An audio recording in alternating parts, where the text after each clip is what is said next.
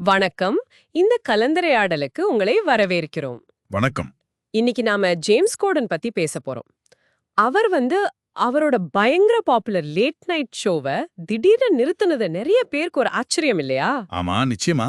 உச்சத்துல இருக்கும்போதே எதுக்கு நிறுத்தணும்னு கேள்வி வரும். கரெக்ட். அப்போ இதுக்கு பின்னாடி என்ன காரணம்? பணம் பிரச்சனையா, இல்ல ஷோ பிடிக்கலையா, இல்ல வேற எதனாவுமா?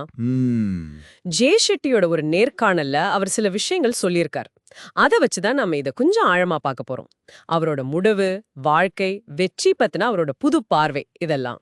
சரி, இது சுவாரஸ்யமா இருக்கும். அவர் என்ன சொன்னார்னு பார்க்கலாம். முதல்ல அவர் நிகழ்ச்சியை விட்டதுக்கு காரணமா சொல்றது பணம் இல்ல, அந்த ஷோ மேல வெறுப்பும் இல்லையா. அப்போ என்னவா?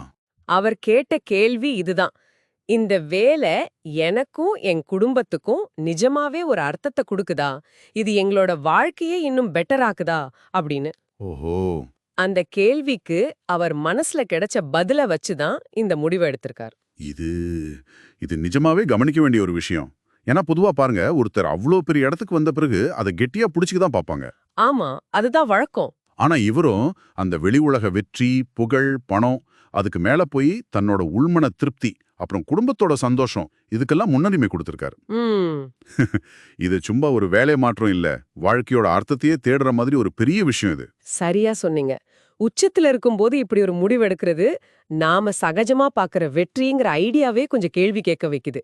அதோட அவர் இன்னொன்னு சொல்றாரு. என்னது?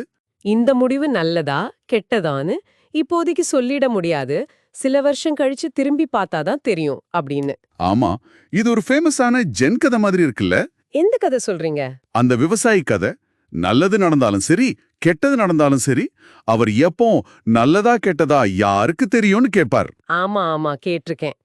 ஏன்னா ஒரு விஷயத்தோட முடிவு அப்போதைக்கு தெரியாது. கோரடனோட மனநிலையும் கிட்டத்தட்ட அப்படிதான் இருக்கு.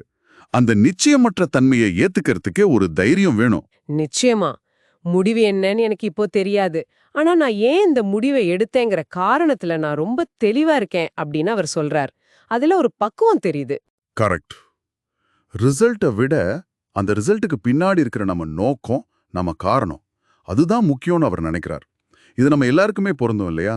நம்ம வாழ்க்கையிலையும் முடிவுகளோட விளைவுகள் நம்ம கையில இல்ல, ஆனா நம்ம நோக்கங்கள்ல நம்ம உறுதியா இருக்கலாம். இந்த நிச்சயமற்ற தன்மையை ஏத்துக்கிட்டு கடந்த கால வெற்றிகளை அவர் எப்படி பாக்குறாருன்னு சொல்றதுக்கு ஒரு நல்ல உருவகம் யூஸ் பண்றாரு பாருங்க. பலூன் உருவகம். ஆமா, அது ரொம்ப அழகா இருந்துச்சு. அதாவது அந்த ஷோ மாதிரி அவரோட பெரிய வெற்றிகளை ஒரு பலூன் மாதிரி கற்பனை பண்ணிக்க சொல்றார். அது ரொம்ப டைட்டா பிடிச்சுக்கிட்டே இருந்தா என்ன ஆகும்? கொஞ்ச நாள்ல காத்து போய் சுருங்கி அதோட அழகே போயிடும். நமக்கும் அது ஒரு பாரமா மாறிடும். கரெக்ட். பிடிச்சு வச்சிருந்தா அது ஒரு சுமைதான். ஆனா அதை மெதுவா கையை விட்டுட்டா அது அழகா மேல பறந்து போறத நின்னு ரசிக்கலாம். அதே நேரம் நம்ம கையில புதுசா ஒரு பலூனை, அதாவது புது வாய்ப்பை பிடிக்கிறதுக்கு இடமும் கிடைக்கும். ஓ, நல்லா இருக்கு. பழையதையே பிடிச்சுக்கிட்டு தொங்காம அதை போக விடும்போதுதான் வளர்ச்சிக்கும் புது அனுபவங்களுக்கும் இடம் கிடைக்கும்னு ரொம்ப அழகா சொல்றாரு. முன்னேறி போக இது அவசியம். இந்த மனநிலையோட சேர்ந்து அவரோட ப்ரையாரிட்டிஸும் இப்ப மாறி இருக்கு. இந்த ஸ்டேஜ்ல வேலையை விட ஹெல்த், ஃபேமிலி டைம், இதுக்கெல்லாம் அதிக முக்கியத்துவம் கொடுக்கறதா சொல்றாரு. ஆமா, இது ஒரு முக்கியமான ஷிஃப்ட். அவர் குடிப்பழக்கம் பத்தி பேசும்போது கூட ஒரு ஃப்ரெண்ட் சொன்னதை சொல்றாரு.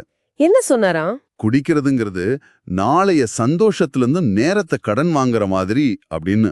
வாவ், இது நல்லா இருக்கு. இது எதை காட்டுதுன்னா, அப்போதைக்கு கிடைக்கிற சந்தோஷம் இல்ல வேலை வெற்றியை விட நீண்ட காலத்துல நம்ம உடல் நலம், மனநலம், உறவுகள் இதெல்லாம் எப்படி இருக்குங்கிறதுக்கு அவர் முக்கியத்துவம் கொடுக்க ஆரம்பிச்சிருக்காரு. நம்ம நேரத்தை எதுக்கு செலவு பண்றோம், எதுக்கு மதிப்பு கொடுக்கறோம் அப்படிங்கிற கேள்வியை இது எழுப்புது. அப்போ மொத்தத்துல ஜேம்ஸ் கார்டனோட இந்த அனுபவத்திலிருந்து நாம என்ன கத்துக்கலாம்?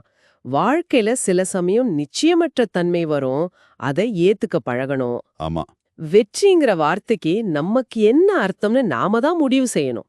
அப்புறம் நமக்கும் நம்மள சுத்தி இருக்கிறவங்களுக்கும் எது நிஜமாவே முக்கியம்னு யோசிச்சு செயல்படணும். இதெல்லாம் முக்கியமா தெரியுது. சரியா சொன்னீங்க. இது நம்ம எல்லாரையும் கொஞ்சம் யோசிக்க வைக்கிற விஷயம்.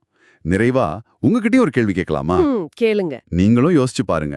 உங்க வாழ்க்கையில எதையாவது புதுசா செய்யறதுக்கு, இல்ல உங்களுக்கு அதிக திருப்பி தர்ற விஷயத்துக்கு இடம் கொடுக்க நீங்க எந்த பலூனை ரொம்ப இறுக்கமா பிடிச்சுக்கிட்டு இருக்கீங்க? எதை மெதுவா பறக்க விட்டா நல்லா இருக்கும்னு நினைக்கிறீங்க? யோசிச்சு பாருங்க.